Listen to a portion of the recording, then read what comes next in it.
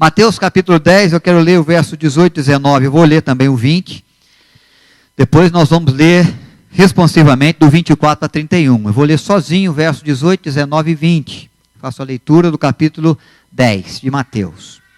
Depois nós vamos ler responsivamente. Eu começo no verso 24, aí a igreja pode começar com os pares, no verso 24. E nós vamos intercalando a leitura até o versículo 31, desse texto da palavra de Deus, quando Jesus dá instrução aos seus discípulos, à sua igreja, aos seus filhos, aqueles que ele vai formando para levar adiante o reino, para defender a fé, para sustentar o evangelho com as suas vidas, com a proclamação que poderiam e deveriam fazer do amor de Deus. Então eu começo com a leitura do versículo 18, 19 e 20. Quando eu encerrar, a igreja segue a partir do verso 24 até o 31. Por minha causa sereis levados à presença de governadores e de reis, para lhes servir de testemunho a eles e aos gentios. E quando vos entregarem, não cuideis em como ou o que haveis de falar, porque naquela hora vos será concedido o que haveis de dizer, visto que não sois vós os que falais, mas o Espírito de vosso Pai é quem fala em vós.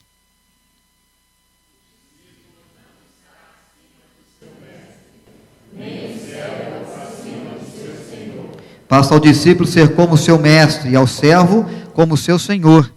Se chamaram Belzebu ao dono da casa, quanto mais aos seus domésticos. Portanto, não os temais, pois nada há encoberto que não venha a ser revelado, nem oculto que não venha a ser conhecido. O que vos digo às escuras, dizei-o à plena luz. E o que vos diz ao ouvido, proclamai-o nos eirados. Não temais estimar o corpo, e não podem matar a alma. Temei as coisas pode fazer crescer no inferno, tanto a alma como o corpo. Não se vendem dois pardais por um asse ou alguns trocados, algumas moedas, e nenhum deles cairá em terra sem o consentimento do vosso Pai. Quanto aos vossos ossos, até os cabelos todos da cabeça estão separados. Não temais, pois, bem mais valei vós do que muitos pardais. Até aí, né? Até o 31. Obrigado. Muito bem, irmãos, que Deus acrescente graça à nossa vida na reflexão que fazemos da sua bendita palavra também.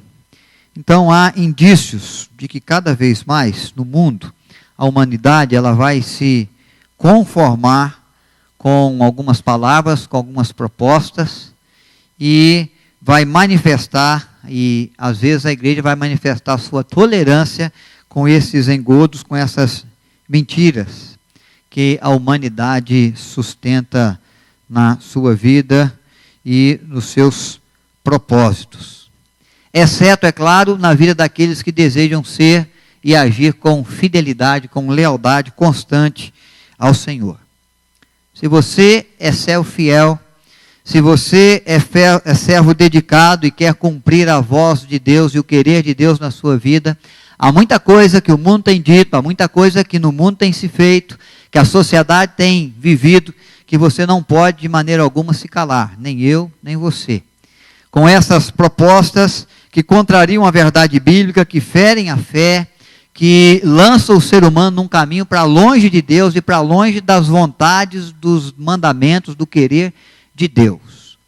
Então, irmãos, é bom estarmos atentos, e o Senhor Jesus está preparando os seus discípulos para isso. E Ele quer que nesses assuntos que confrontam a igreja, que confrontam a fé, que de fato desafiam a igreja a se manter firme, que a igreja mantenha no coração, na vida, a revelação de Deus. Para a educação de filhos, para o fortalecimento da família, para o exercício da fé, para a busca da santidade, em todos esses aspectos Deus nos chama e Deus nos exorta a sermos luz nas trevas, a sermos o sal que Ele há de lançar junto à terra, para evitar aquele apodrecimento total. Se não existir a igreja, tudo vai se perder muito rapidamente. Se você não agir com diferença, pode ser que o ambiente onde você vive, o local onde você mora, a cidade onde você educa os seus filhos, de repente vai estar totalmente torpe, podre, mal cheirosa. Então é importante ter a igreja, é importante ter na vida da igreja pessoas com coragem, que entendem o desafio e que, apesar das perseguições, das pressões, possam sustentar a fé junto às suas vidas. O que Jesus quer nos dizer é que chega de tolerância.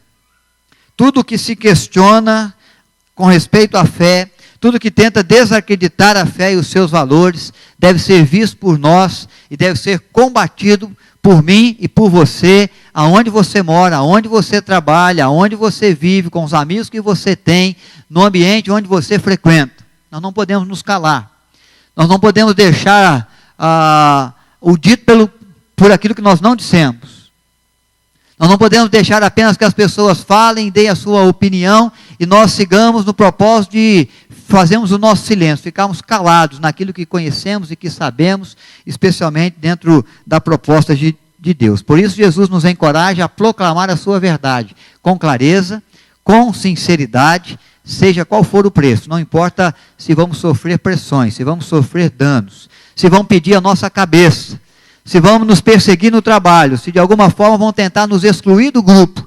Não importa se vão começar a me chamar agora de o Bíblia, ou se vão começar a ridicularizar, inventando apelidos para mim lá na minha escola ou no meu bairro, com respeito à minha fé. O importante, irmãos, é que seja ou tendo que pagar o preço que for, eu vou continuar falando do Evangelho, defendendo a verdade com clareza, com sinceridade, e é isso que o Senhor Jesus nos encoraja. É só você olhar para o versículo 26, para o versículo 28, para o versículo também 31. Antes disso, nos textos que eu li, Jesus nos diz que ele ia levar os discípulos até reis, até os povos. E eles seriam questionados, mas eles teriam que dizer. E não precisavam se preocupar, porque o Espírito Santo haveria de iluminar suas mentes e haveria de falar por eles. Então nós não precisamos nos acovardar. Nós não precisamos temer, nós não precisamos pensar assim, o que eu vou dizer? Como eu vou responder essa pessoa? O que eu vou fazer para sustentar a minha fé nesse ambiente? O Espírito de Deus vai nos conduzir, vai nos capacitar, vai falar por nós, vai trazer as possibilidades. Essa é a primeira questão que o Senhor Jesus disse. Vocês vão ser colocados em situações assim, mas fiquem tranquilos. O Espírito há de conduzi-los naquilo que vocês vão ter que fazer e dizer para a defesa da fé. E aí quando chega no verso 25, nós vamos ver Jesus dizendo da seguinte forma: basta ao discípulo ser como o seu mestre, e ao servo como o seu senhor. Se chamaram Beelzebul, dono da casa, quanto mais aos seus domésticos. Vamos dizer, Jesus estava ensinando e estava expelindo demônios, e alguns disseram assim: esse que expele demônios, expele em nome de Beelzebul. É em nome do maior dos diabos. Esse Jesus é o próprio diabo na terra, embora alguns tenham dito que ele é o Filho de Deus, ele é o próprio diabo encarnado na terra. E Jesus está dizendo assim: se chamaram de diabo, dono da casa, muito mais vão chamar aqueles que são seus servos, aqueles que são da sua família, da sua casa. E aí quando ele fala essas coisas, ele sabe que uma expressão como essa pode nos atemorizar, porque são desafios que se lançam contra a nossa vida e contra a nossa fé em razão do que cremos e da família de fé que pertencemos, a família de cristãos. Mas no verso 26, ele vai nos encorajar dizendo o seguinte: portanto, apesar de serem chamados ou identificados até mesmo com o próprio demônio, com Beelzebul, não temais. Então é a expressão que ele começa a dizer aí. Depois você vai para o verso 28 e ele vai repetir: não temais os que matam o corpo, mas não podem matar a alma. Jesus está dizendo, pode ser que alguns, em razão da perseguição, tenham que pagar com a própria vida. Vai ter gente se levantando contra o Evangelho, vai ter gente querendo sustentar as verdades do mundo, os prazeres do mundo, os intentos do mundo, de forma tão grandiosa que vão levá-los a açoites, prisão e morte. Não precisam temer aqueles que intentam contra a sua vida no intuito de matá-los. O máximo que eles vão conseguir é que morram. Nós vamos entender isso aqui um pouquinho mais à frente, mas Jesus diz, não temais. E ele ainda nos encoraja, e você encontra no verso 31, essa verdade também, não temais, pois bem mais valei vós do que muitos pardais. Então a proposta de Cristo é muito clara, é trazer coragem, para que não vivamos a tolerância de ações, de propostas, de proclamações que o mundo faz, que contradiz a palavra de Deus. Coragem para quê? Para falar às claras aquilo que o Senhor nos disse às escuras. Aquilo que você entendeu dentro do seu quarto, na sua reflexão pessoal da Bíblia, aquilo que Deus falou no íntimo da sua alma, no profundo do seu coração, você precisa proclamar isso às claras, na praça pública, subir nos telhados, para dizer aquilo que Deus sussurrou nos seus ouvidos. É preciso ter coragem para passar adiante aquele ensino que recebemos de Jesus. E aí eu quero meditar com vocês e encontrar aqui algumas questões que são motivos pelos quais devemos ter coragem para proclamar o Evangelho. Semana passada vemos motivos que nos levam a trabalhar a ansiedade e a vencer as preocupações do dia a dia, por circunstâncias que vivemos, por temores que passamos, que enfrentamos. Hoje eu quero ver motivos que Jesus nos dá para proclamar a verdade, para sustentar o Evangelho com a nossa vida, quando alguns se levantam contra nós, quando situações e circunstâncias tentam nos amedrontar, nos desacreditar, nos intimidar. O primeiro deles é que eles farão com vocês o que fizeram com Jesus. Não se iludam, não se enganem. O verso 26 começa com essa expressão, portanto, lembrando daquela palavra de que já chamaram até Jesus de Belzebu. Ele é o Senhor da casa, não vão chamar os seus filhos diferente. Estão dizendo ao nosso coração, o Senhor Jesus está, tenham coragem, vocês não vão viver nada diferente daquilo que eu já vivi. Não vão passar nada diferente daquilo que eu já passei. Se alguém vos afrontar, se alguém tentar vos amedrontar, identificando vocês como os próprios diabos na terra, não tenham medo. Se quiserem tornar vocês malfeitores, se quiserem falar mal da vossa vida, se quiserem levantar falso testemunho de vós, se de alguma forma quiserem dizer que vocês são loucos, são tolos, são bobos, por acreditar nos princípios da fé e tentar defendê-los, não pense que vocês estão vivendo alguma coisa que eu nunca vivi, que vocês estão passando por algo que eu nunca passei. Jesus está dizendo para nos encorajar, o que vocês estão passando hoje, o que vocês podem enfrentar hoje, o que algumas pessoas podem dizer de vós, não é nada além daquilo que já disseram de mim, que eu já tive que enfrentar, que eu já tive de passar, por causa do nome do Pai Celeste. Por causa da proposta, da vontade do Pai Celeste com a minha vida.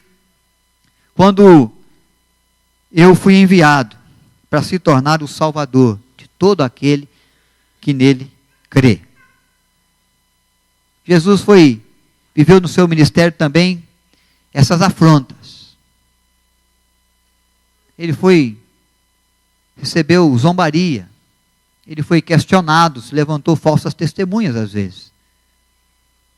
Por dizer que era o rei dos judeus, o enviado de Deus, como Salvador de Israel, ele foi aí espancado também, ele foi julgado e condenado, culpado, sendo inocente.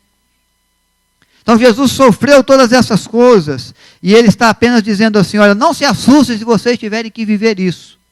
Não é nada que vai acontecer com vocês, e que não aconteceu com nenhum dos outros santos da igreja. Não é nada que vocês vão viver e que vocês podem dizer assim, eu não esperava por isso. Porque se vocês não esperam por essas perseguições, por essas falácias, por esse enfrentamento, é que vocês não conhecem sobre a vida e a história daqueles que defendem a fé. Todos eles passaram por isso, inclusive eu. Não é nada que possa surpreendê-los, que possa tomá-los de surpresa e tentar, e quem sabe calá-los. Foi assim com Jesus, irmãos. Não há de ser diferente comigo, não há de ser diferente de maneira nenhuma com você também. Mas o Senhor Jesus nos encoraja, mesmo que alguém se levante. Portanto, não se assustem.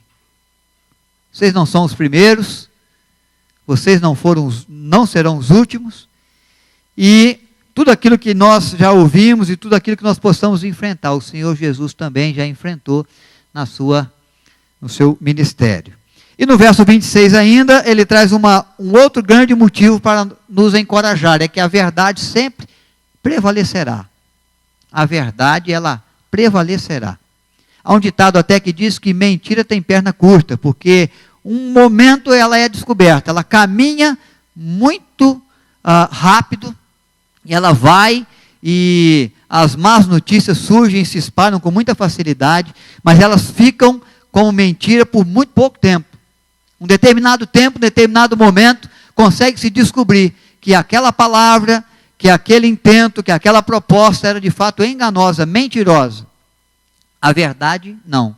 A verdade, ela prevalece.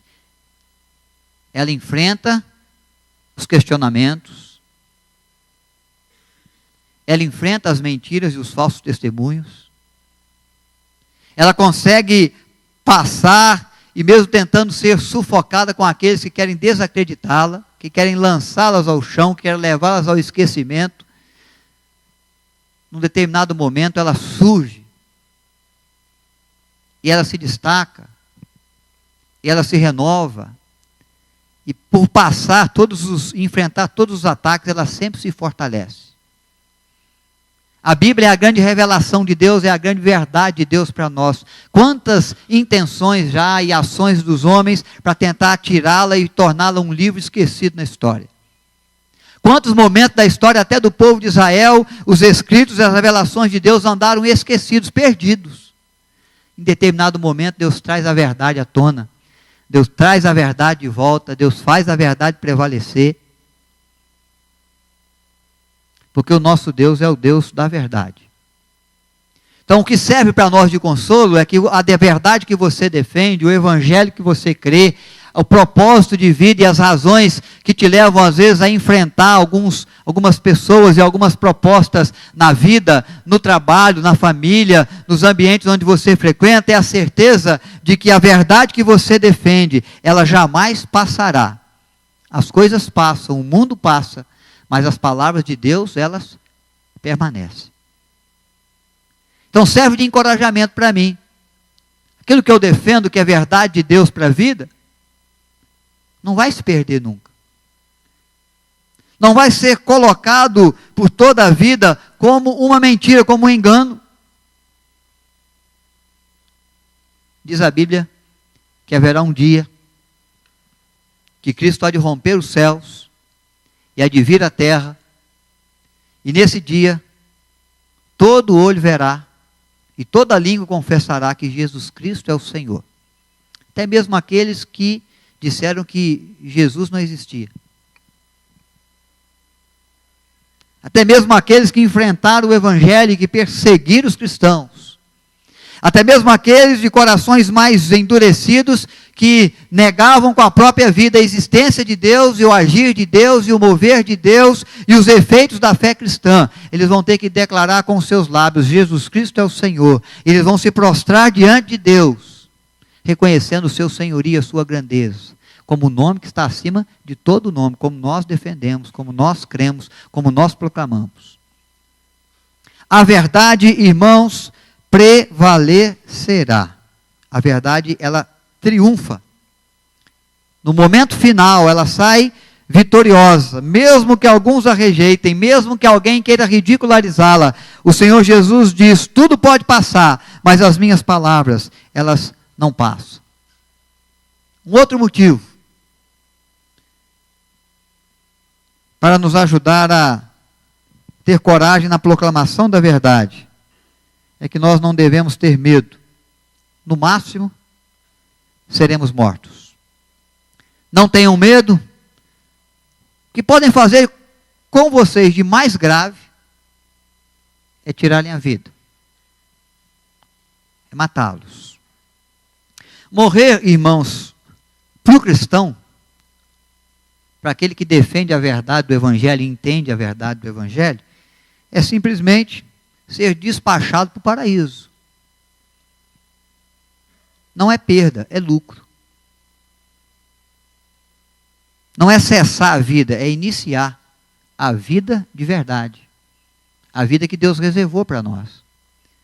A vida que Deus preparou para aqueles que estão em Cristo. Estar com o Senhor, diz a Bíblia, é incomparavelmente melhor. E as aflições desse tempo presente, as pressões e as perseguições e as prisões e os açoites, e se chegarem um dia a exigir a nossa própria cabeça, não é nada comparado com as glórias que Deus nos reserva no porvir. É isso que Jesus está dizendo aos seus discípulos. Não tenham medo da morte, tenham coragem, porque o máximo que eles podem fazer com vocês é os matarem. Estarão promovendo as vossas almas, as vossas vidas para a eternidade. E nós sabemos disso. O melhor que o Senhor reserva para nós vem sempre depois da morte e não antes dela. É na eternidade.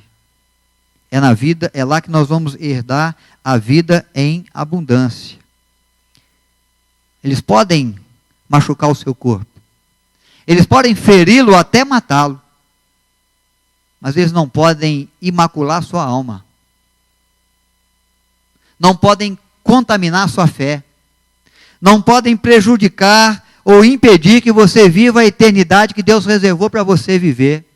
Eles não podem te impedir e negar a você o ouvir da voz de Deus dizendo: servo bom e fiel, foste fiel no pouco, sobre o muito te colocarei, entra no gozo do seu Senhor. E Jesus está dizendo: o máximo que eles podem fazer é despachar você daqui para o paraíso. E vocês não devem temer a morte. Sua alma vai permanecer intocada. Você será feliz em Deus para todo sempre. São verdades que nos levam à fé, irmãos, que nos encorajam ao exercício da fé. Eu quero, nesse momento, lembrá-los também de que aqueles que se calam, aqueles que se tornam tolerantes, são aqueles que veem a sua alma ferida. E pode ser que por covardia eles demonstrem que nunca foram cidadãos dos céus, nunca pertenceram à família de Cristo e também não herdarão da eternidade com o Senhor, que é de fato oferecida àqueles que o amam. Por quem o ama, guarda os seus mandamentos.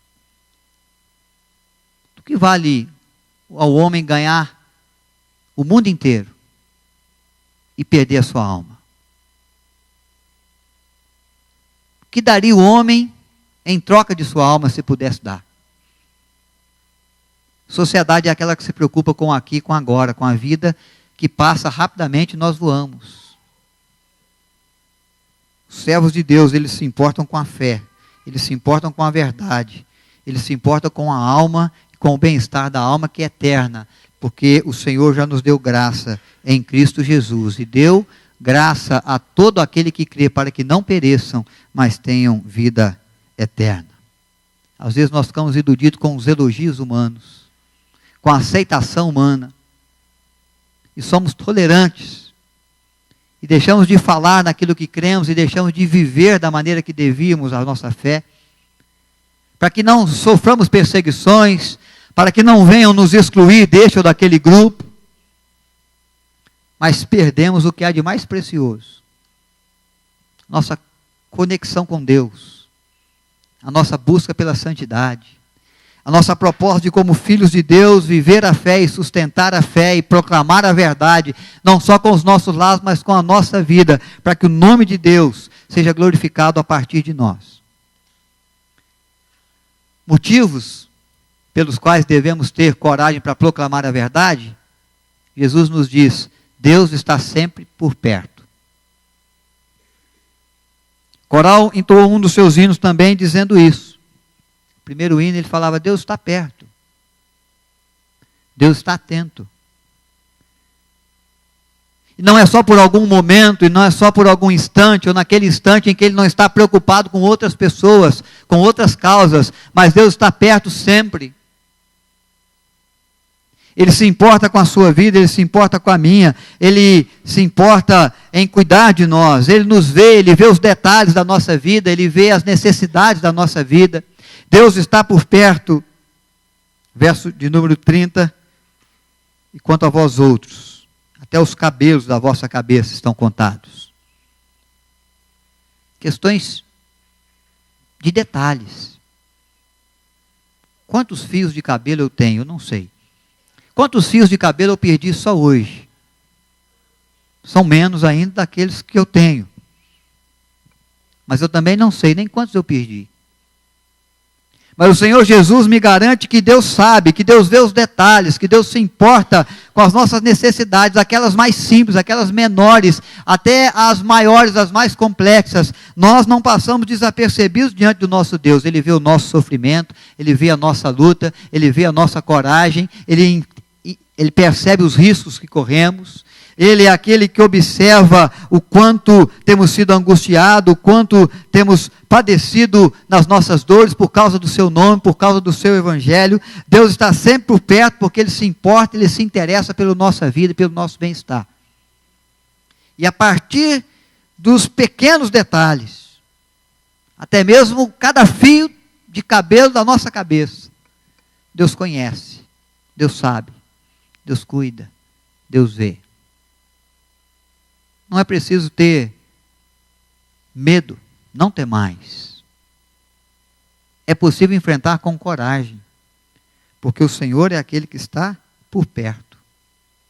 Ele se interessa pela sua vida, Ele zela pelo seu bem-estar, e pelo bem-estar e pela vida de todos aqueles que o buscam, e todos aqueles que com coragem proclamam o seu evangelho, e defendem os princípios e os valores da fé com a sua vida. Motivos pelos quais devemos ter coragem para não temer. Quando proclamamos a verdade, Deus não permitirá que nada lhe aconteça sem que seja do conhecimento, do consentimento dele. No mínimo, Ele está consentindo. Está deixando que você viva, deixando que você passe. Querendo que você enfrente, permitindo que essas coisas venham, que essas coisas surjam, para testar você, para provar você, o seu conhecimento bíblico, a sua firmeza de fé, o seu bom propósito de servi-lo, a sua disposição e coragem para vencer o medo e para enfrentar as lutas e os desafios daqueles que se levantam contra o evangelho e contra a fé. Deus, no mínimo, Ele está consentindo. Não tem nada que aconteça que Ele não permita de fato. Porque se Deus quiser, Ele pode impedir. Porque se Deus quiser, Ele age e de fato as coisas não acontecem. Não da maneira que o homem deseja, não da maneira que o homem planeja. Porque os planos de Deus são maiores e a capacidade de agir do Senhor é grandiosa. E ninguém pode resistir ao agir da sua mão. E nenhum ser humano, por maior título que tenha sobre a terra, por maior conhecimento que tenha adquirido e conquistado, junto aos seus dias, pode de fato vencer o nome e o poder do agir de Deus. Ninguém pode encostar em você, ninguém pode tocar num fio do seu cabelo, se o Senhor não deixar. Nem homens, nem principados, nem potestades, nem coisa dos tempos presentes, nem coisas que haverão de surgir, podem nos separar desse amor de Deus que está em Cristo Jesus por nós. Por isso, tenham coragem, irmãos. Ele não permitirá que lhe aconteça qualquer coisa que não seja, pelo menos, do seu consentimento. Não morreremos, irmãos, enquanto a obra do Senhor ou a obra que Ele confia à nossa mão não seja realizada por nós, até que corramos de fato a nossa carreira e possamos completar a corrida, como Deus planejou e como Deus confiou a nossa mão para fazer. Não importa quanto tempo, quantos anos, o Senhor sabe. Se vão ser muitos anos, se a corrida vai ser bastante longa, ou se ela vai ser aos nossos olhos bem curtinha. O que interessa para o Senhor é que Ele tem algo para fazer na nossa vida e a partir dela. E Ele não vai nos levar à eternidade. E não vai deixar que ninguém nos leve, sem que antes cumpramos tudo aquilo que Ele designou para que eu e para que você viva, para que eu e para que você faça. É preciso o consentimento de Deus. Ele é maior que tudo, Ele está acima de tudo. Ele é Senhor dos senhores, Ele é Rei dos reis, como nós já cantamos hoje também aqui, proclamando essa certeza nossa de fé. Houve um missionário anglicano que desenvolveu o seu ministério na Índia e na Pérsia.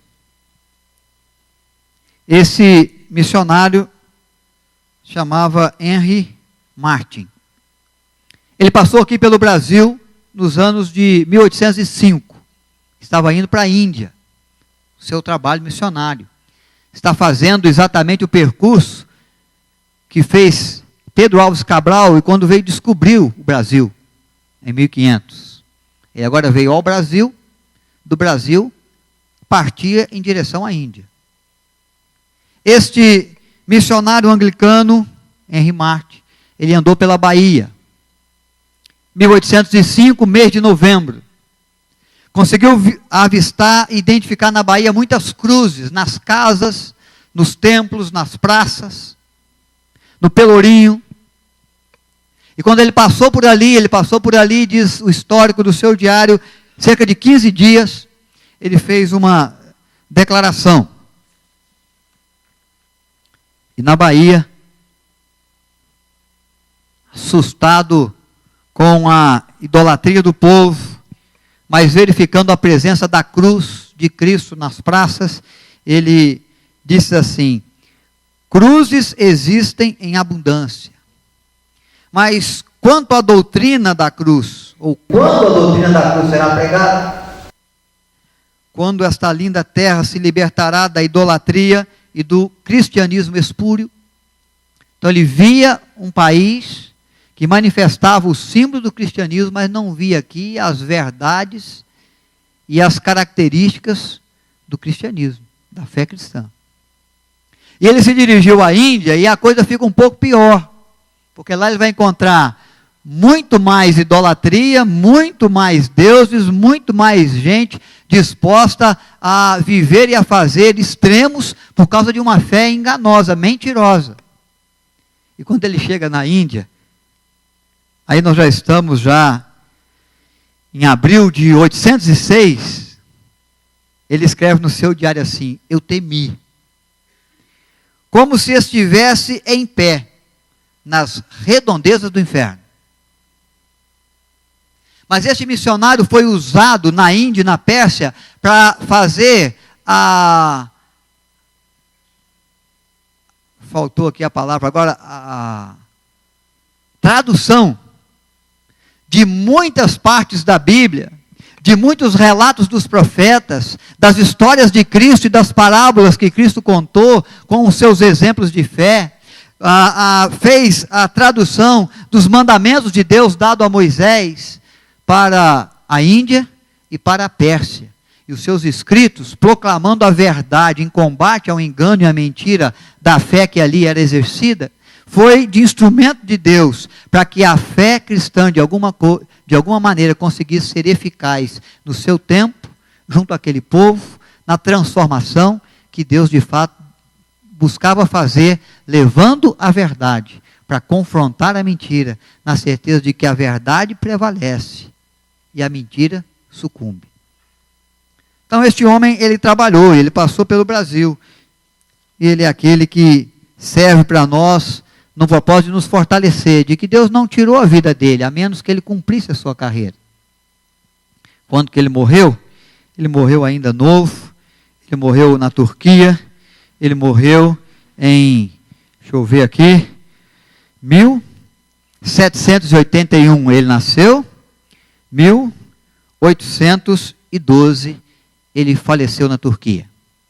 Mas cumpriu o seu propósito, mas correu a sua carreira e não foi levado à eternidade antes do consentimento de Deus, na certeza de que ele tinha feito tudo aquilo que Deus desejou que ele fizesse em prol do Evangelho de Cristo. Irmãos, são questões que nos levam, que são trazidas por Deus ao nosso coração, para nos darem coragem, para proclamar a verdade. E eu quero encerrar com algumas reflexões que eu acredito ser importantes dentro da palavra de Deus ao nosso coração nessa noite. Você tem tido coragem para proclamar o Evangelho, para proclamar a verdade do Evangelho de Cristo? Aqueles momentos em que você tem sido contestado, naqueles momentos em que a sua atitude tem sido testada no trabalho, na proposta indecente que você recebe, no anseio do seu coração de fazer como todo mundo faz, de crer naquilo que todo mundo crê, você tem enfrentado essa proposta com coragem, mas tem sustentado o Evangelho de Cristo na sua vida. As suas decisões dão às pessoas a oportunidade de conhecer mais do Senhor e do seu querer.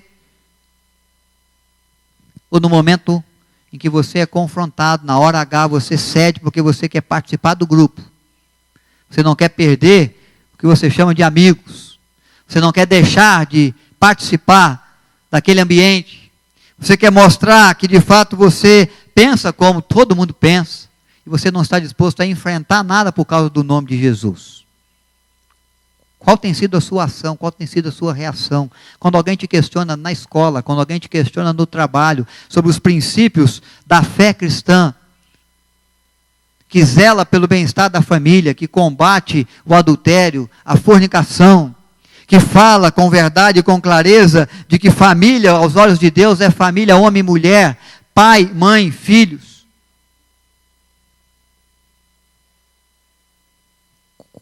Como temos, irmãos, enfrentado com coragem? Sofrer por conta de falar a verdade não significa que Deus não está por perto. Pode ser que você sofra, Jesus sofreu. E Ele nos alerta, e vai ser igual com vocês. Não tem nada de sofrimento, de perseguição, de pressão. Até mesmo se existirem açoites ou prisões, ou ainda se de fato tirarem a sua vida, nada disso deve levar o seu coração à ideia de que Deus te esqueceu de você, de que Deus se afastou de você.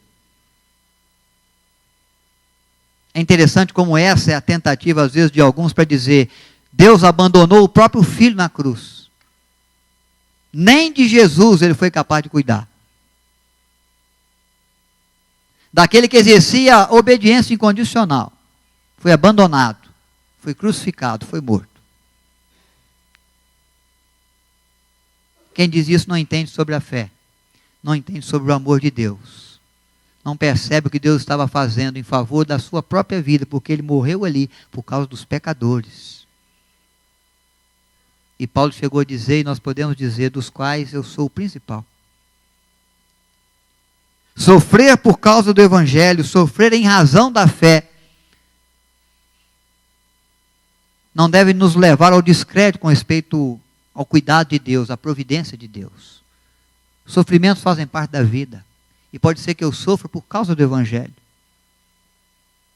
Se esse for o desígnio, se esse for o propósito de Deus. Mas Deus vai continuar por perto. Deus vai continuar me sustentando, me amparando, e a você também. Em sua vida, quando falar publicamente a verdade em razão da fé, pode ser que você tenha vivido as suas ameaças. Pode ser que você tenha pago algum preço. Alguma ameaça? Algum preço que você tem pago? Se isso ocorrer, irmãos, é porque você pertence à família daqueles que estão em Cristo. Você está se identificando com Jesus. Jesus foi ameaçado. Jesus pagou o preço. O que temos que pensar, que temos que refletir quando olhamos para esse texto é saber o quanto nós estamos dispostos a pagar, o quanto nós estamos dispostos a enfrentar, pelo nome, precioso de Cristo Jesus. Para que a verdade seja proclamada pelos nossos lábios.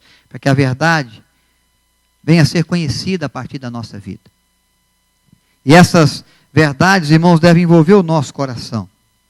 Não se deixe levar pela tolerância atual que o mundo, que tenta nos convencer de que tem que ser assim, é assim que é o certo. Para tentar nos manter em silêncio, para tentar nos manter pacíficos, enquanto a verdade é atropelada, é transformada em mentira. É o desafio de Deus para nós que vivemos a fé, e que temos do Senhor a responsabilidade de proclamar a verdade, a cada dia, a cada instante, em cada situação ou circunstância.